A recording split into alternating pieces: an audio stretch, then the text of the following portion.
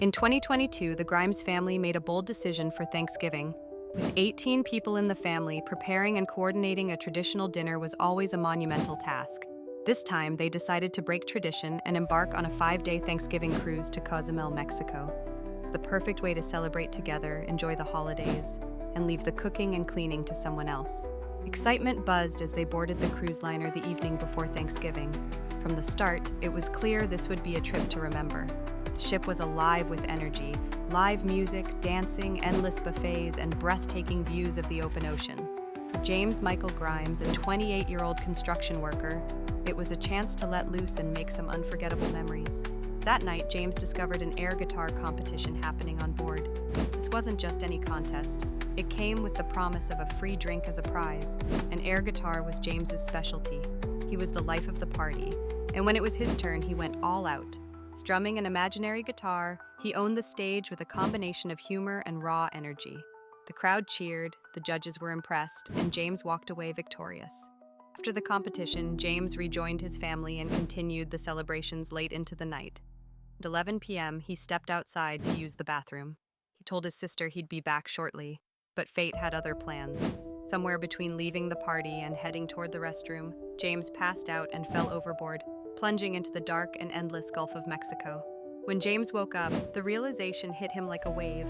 He was floating alone in the middle of the ocean. The ship was nowhere to be seen.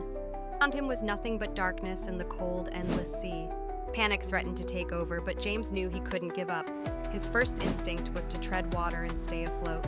Hours passed. The minutes stretched endlessly. Keep himself focused, James sang songs and thought about his 9-year-old daughter. Her face, her laughter, it became his anchor. He imagined the life he still wanted to live, the moments he still wanted to share with her. But the ocean wasn't done testing him. At one point, he felt a sharp, searing pain in his leg, then another and another.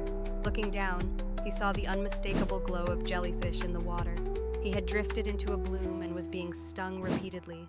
The pain was excruciating, but James fought through it, swimming with all his might to escape the swarm. Later, just as he began to regain his composure, he spotted something moving in the water. It was a fin. His heart sank.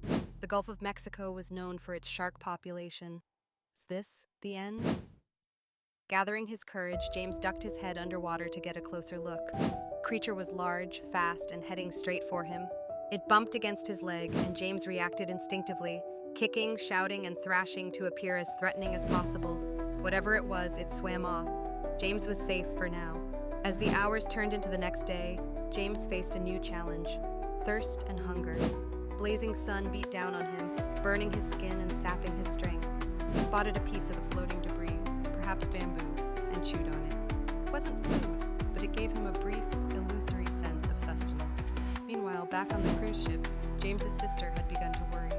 When he didn't return to their cabin that night, she reported him missing. The crew immediately launched a search and rescue operation, retracing the ship's route. Hours later, they contacted the Coast Guard for additional support. By Thanksgiving evening, James had been treading water for over 20 hours. Exhausted, sunburned, and on the brink of collapse, he spotted a tanker in the distance.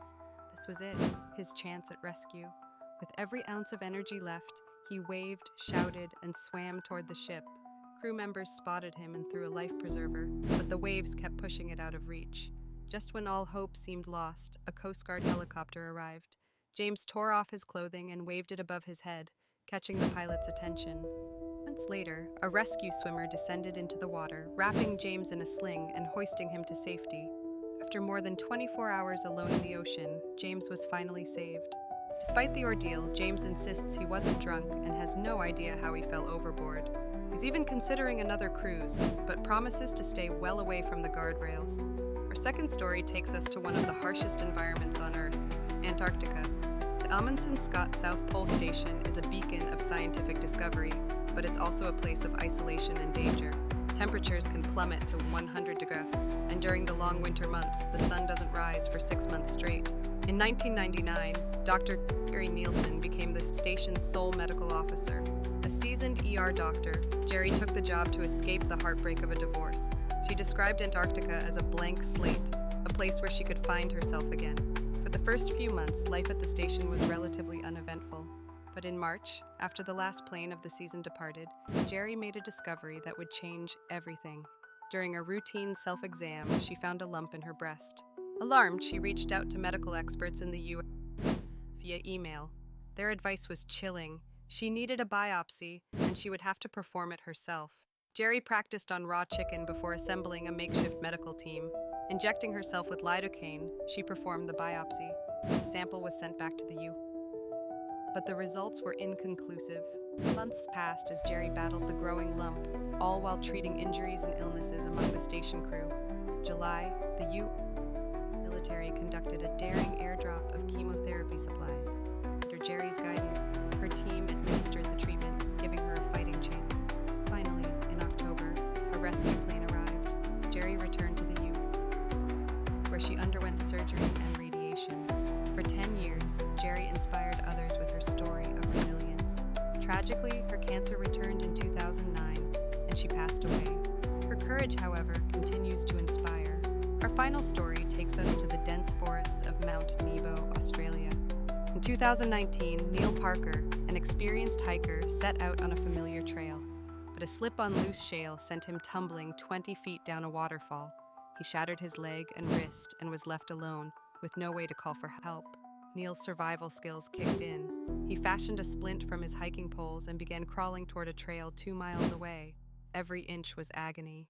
For 3 days, Neil dragged himself through the wilderness, driven by the thought of reuniting with his estranged son. Meanwhile, his friends and family launched a search. On the 3rd day, a helicopter finally spotted him. Waving his reflective blanket, Neil caught their attention. Rescuers rappelled down, stabilizing his injuries before airlifting him to safety. Neil's determination and expertise saved his life. Though he plans to keep hiking, he admits he'll be more cautious in the future. If you enjoyed these incredible stories of survival and resilience, don't forget to hit that like button. It really helps the channel. And if you're not already subscribed, what are you waiting for? Join us for more jaw-dropping, edge-of-your-seat content. Make sure to turn on notifications so you never miss an upload. Thanks for watching, and I'll see you in the next video.